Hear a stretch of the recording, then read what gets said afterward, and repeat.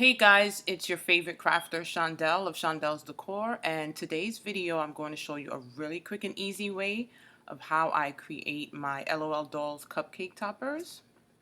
So let's go straight into Design Space. I already have it open. Also, don't forget to subscribe if you're not already subscribed, and like this video if you actually do, and I know you will. So let's start with a blank page. You're going to go to Upload. I already have the two characters I'm using today here, but I'm also going to show you how to upload it.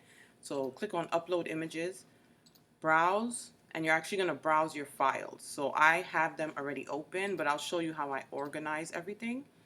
I have everything that I need under Documents. Then I have Images, and then they're sorted by the type of images I have. And I'm going to Character. So these are all the character images I have. LOL Dolls. So I purchased all of these off of Etsy. So choose the one you want. Then it takes you here. You choose Complex. Continue.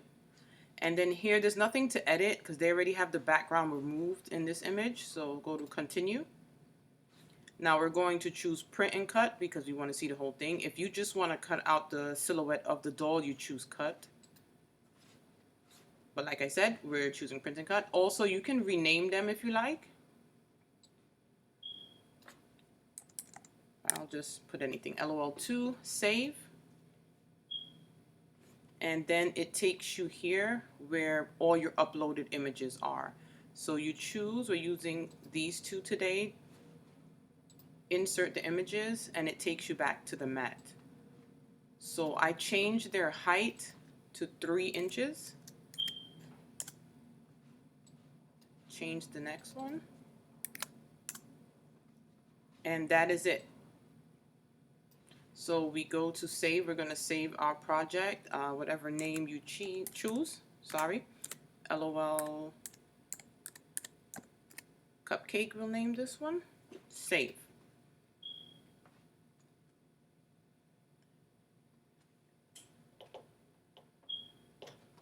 Also, with the Update in Design Space, make sure you choose the correct machine you're using. I'm using the Cricut Maker today. You can hear it in the background. I just turned it on. So go to Make. So now you're going to send this image to your printer. Oh, I didn't even plug in the machine. 1 second.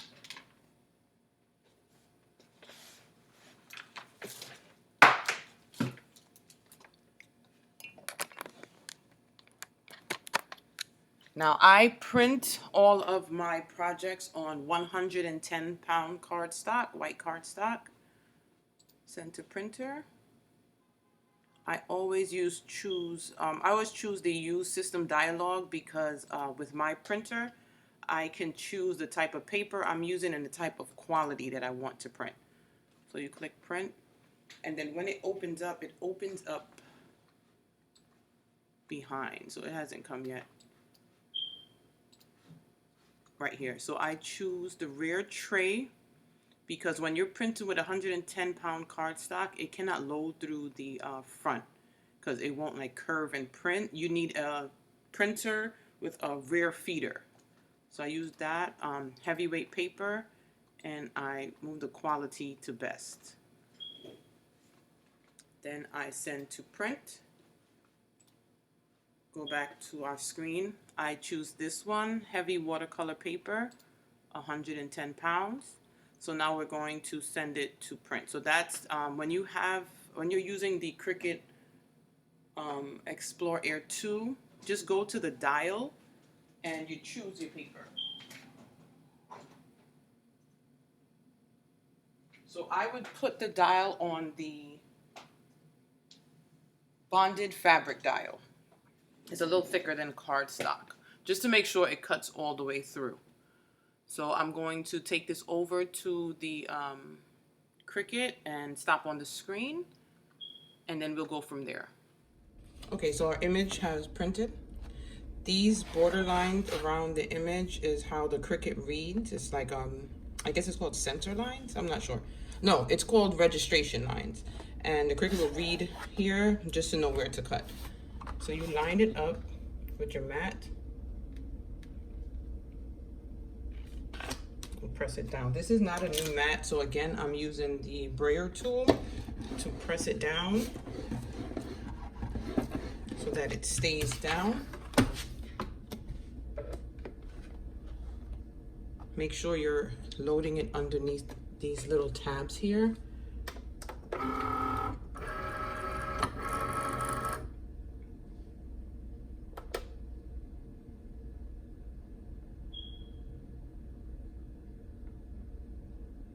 And then it's going to start reading, and once it's cut out, I'll show you how I put it on the little lollipop stick, and then we're done. Okay, so it's done cutting. Let's see how these cuts came out.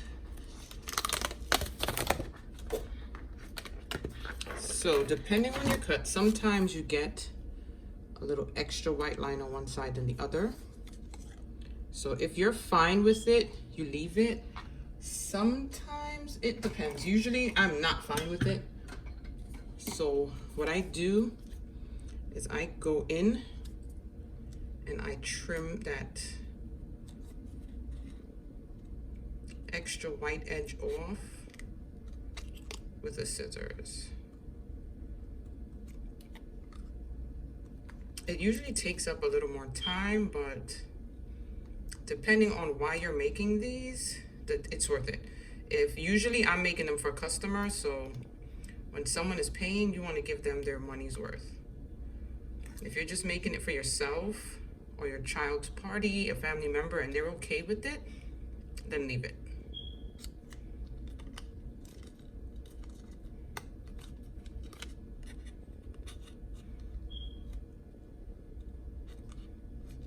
So just go all the way around. If you're not really good, oh, I'm out of the view. If you're not really good with scissors, just go really slowly.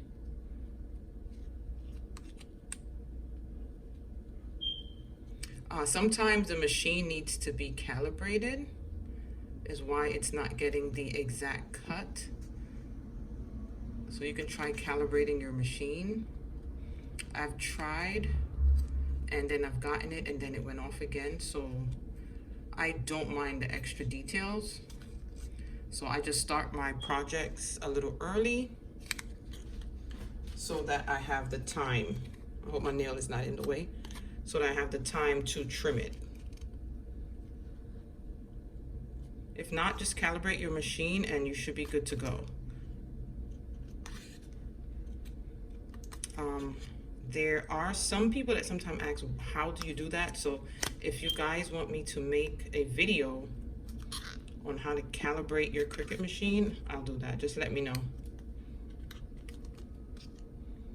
So if this is just annoying you that it's taking so long for me to cut, just speed up the video. Just go a little further to the next step.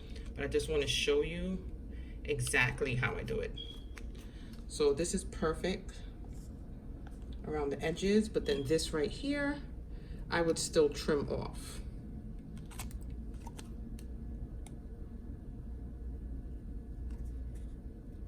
Again, not everyone cares. If you don't mind, then leave it.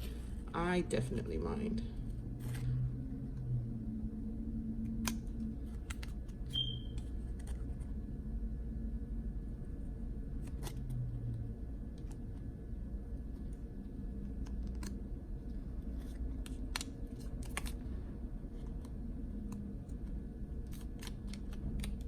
That last little piece, I have to get it off, so I'll cut each corner in both directions. There you go.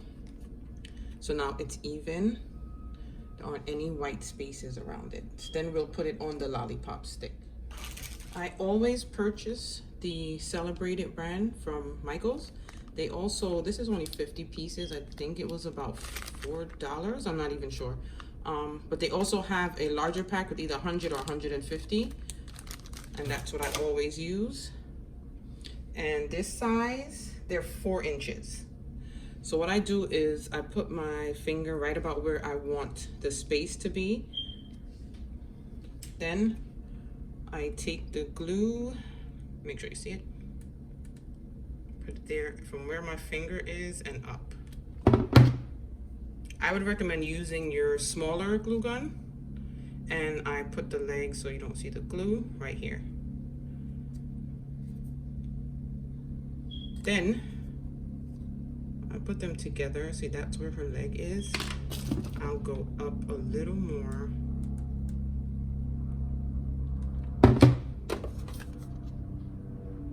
And put that there. So her leg kind of meets the same place.